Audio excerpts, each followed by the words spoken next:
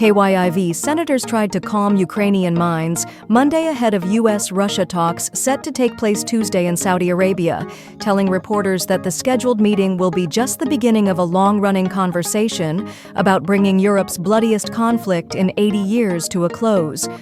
"I believe first we should understand that this is just the beginning of a dialogue. There is no specific framework that's been mapped out yet," said Senator Thom Tillis, RNC, flanked by colleagues Michael Bennet, D-Colo, and Jeanne Shaheen, DNH.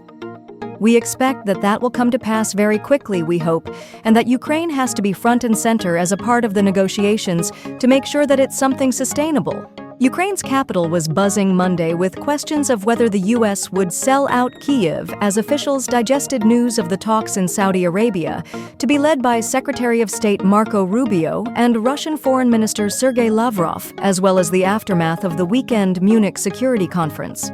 French President Emmanuel Macron called an emergency meeting of European leaders in Paris to discuss the 3-year-old Ukraine-Russia war after the U.S. suggested there would be no place for them in negotiations. Ahead of the gathering, Macron and Trump spoke for approximately 20 minutes Monday morning, a source told The Post, confirming an initial report by Politico Europe. Details on the content of the call were not immediately clear. Ukrainian President Volodymyr Zelensky, on his own tour of the Middle East this week, has said he will not accept any outcome of the Saudi conversations between Washington and Moscow, and insisted that Ukraine will not recognize any agreements forged without its involvement. The Saudi Arabia meeting was put together days after Trump spoke to Russian President Vladimir Putin on the phone February 12th.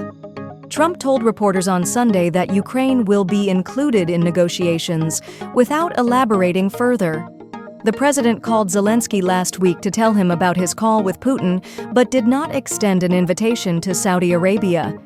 "Of course, Ukraine, have to be at the table," Tillis said Monday.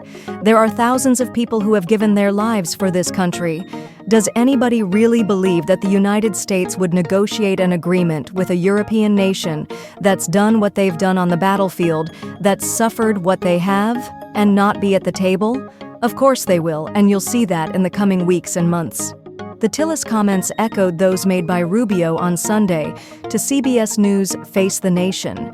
Ultimately, it will reach a point, if it's real negotiations, and we're not there yet. But if that were to happen, Ukraine will have to be involved because they're the ones that were invaded, and the Europeans will have to be involved because they have sanctions on Putin and Russia as well, said America's top diplomat, adding that the Saudi talks were meant to see if the Kremlin was serious about peace.